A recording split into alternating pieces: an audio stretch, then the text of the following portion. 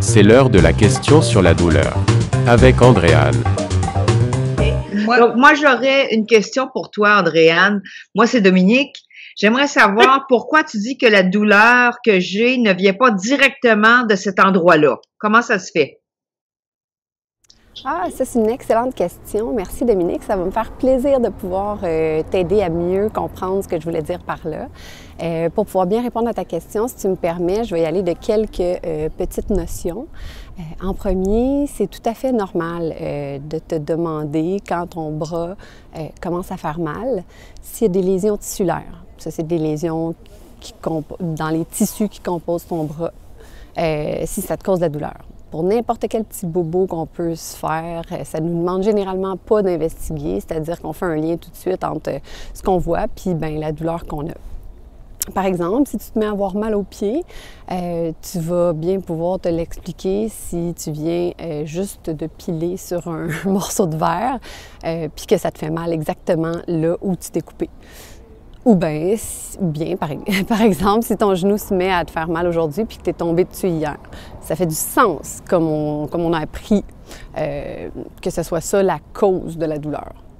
Dans notre système médical, on met aussi beaucoup d'attention sur la recherche du dommage, des dommages structurels pour l'explication d'une douleur. Souvent via des tests médicaux, des radiographies, des IRM, qui pourraient nous donner de l'information à savoir si c'est un os cassé, un ligament déchiré, si c'est un tendon sectionné, etc.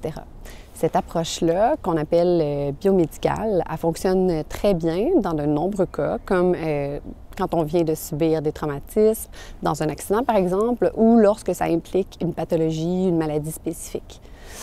Mais, il y a un mais, c'est pas parce qu'on fait ces corrélations-là que le mode de fonctionnement du système de la douleur, lui, il fonctionne de cette manière-là. C'est surtout pas simple de même.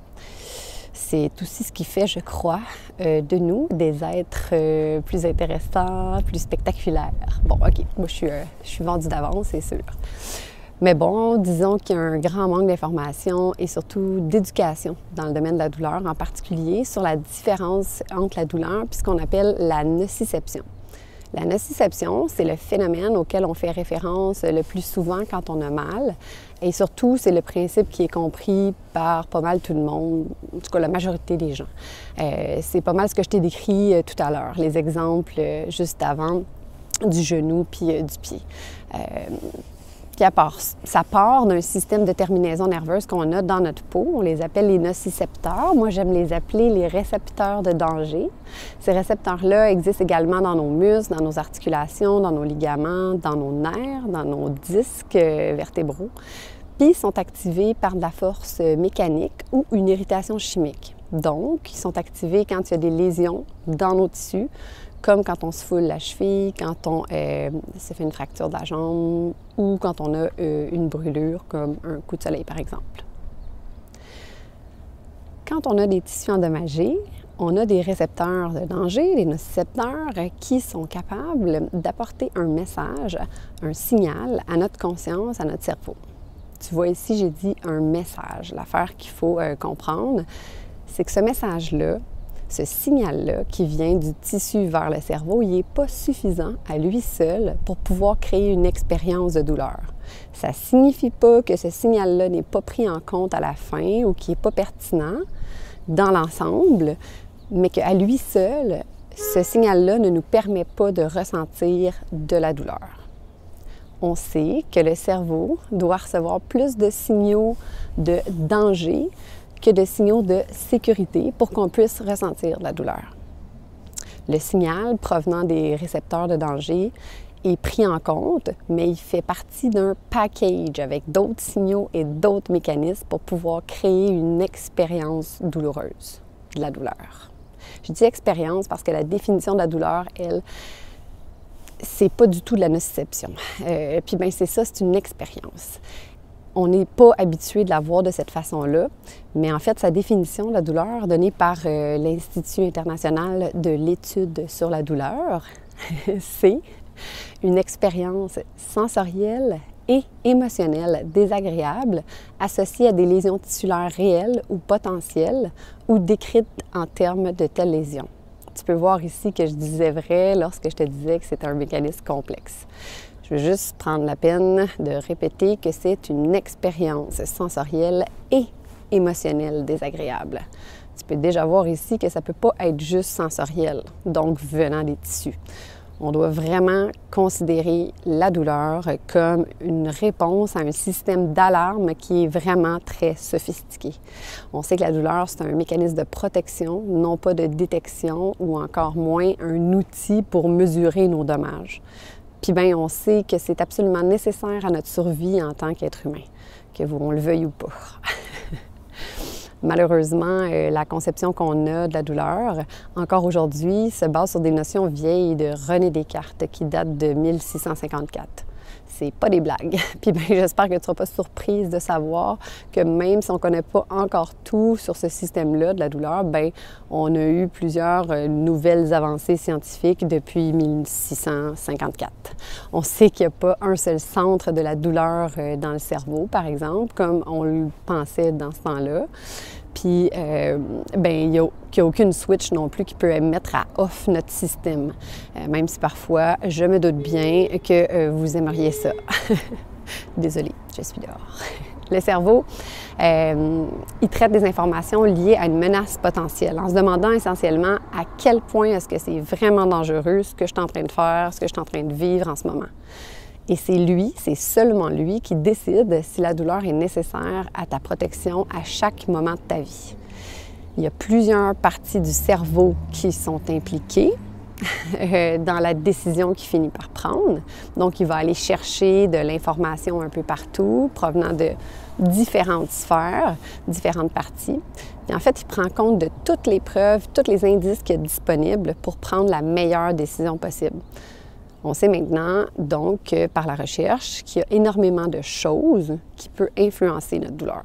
Là-dedans, il y a notre génétique, nos expériences antérieures de douleur, nos croyances, notre contexte social, notre style de vie, notre sommeil, notre santé générale, notre santé psychologique, nos anticipations, le type de signaux qui ont été générés puis renforcés dans le passé, notre niveau de stress, notre fatigue, l'environnement chimique de notre corps.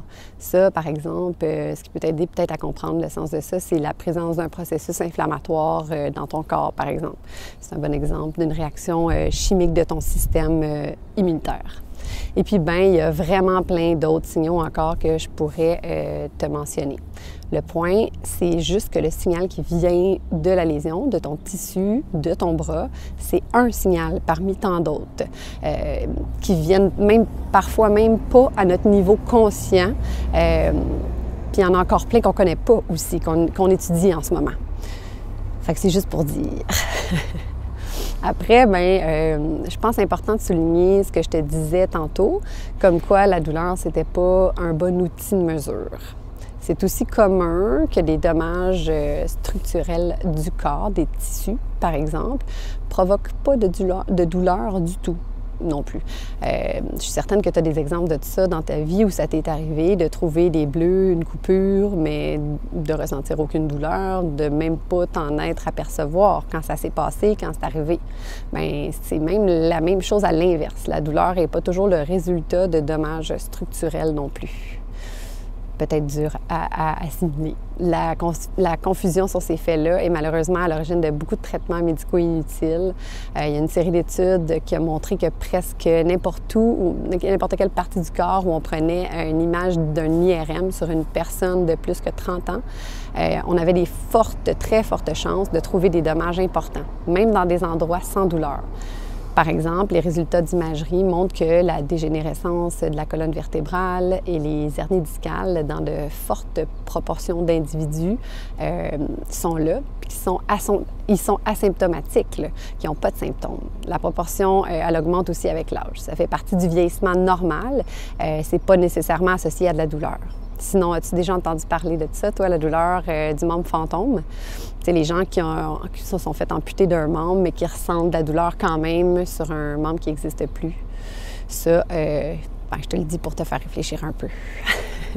Moi, je trouve en tout cas que c'est des bonnes nouvelles, que je t'annonce, que je t'amène avec ma réponse, pas toi. Parce que dans tout ça, les autres signaux du package dont je te parle, qui sont tenus en compte par le cerveau, bon, on le sait qu'il y en a sur lesquels, bien, on a du contrôle conscient. Donc, je te dis que tu as le contrôle sur plein d'aspects qui pourraient faire diminuer ou même enlever ta douleur. C'est cool, non? Voilà ce qui, moi, me passionne le plus, où j'ai décidé d'accompagner les gens pour leur montrer qu'ils ont le contrôle sur plein d'aspects différents de leur vie qui, on le sait maintenant, ont un grand rôle à jouer sur la douleur qu'on ressent, qu'on perçoit. Donc, pour finir, finalement, si tu as la possibilité d'avoir de l'impact sur certains aspects de ta vie et que ça fait en sorte que tu as moins mal au bras, que c'est gratuit, puis que ça implique aucun effet secondaire, ça te tenterait-tu d'essayer? Mon vœu, c'est avec ma longue réponse, c'est que j'ai pu déclencher peut-être quelques réflexions. Puis, je suis là pour discuter avec toi quand tu veux, Dominique, et avec tout le monde. Merci encore pour ta question. Je suis certaine qu'elle sera profitable pour plusieurs autres personnes. En fait, j'espère. À bientôt!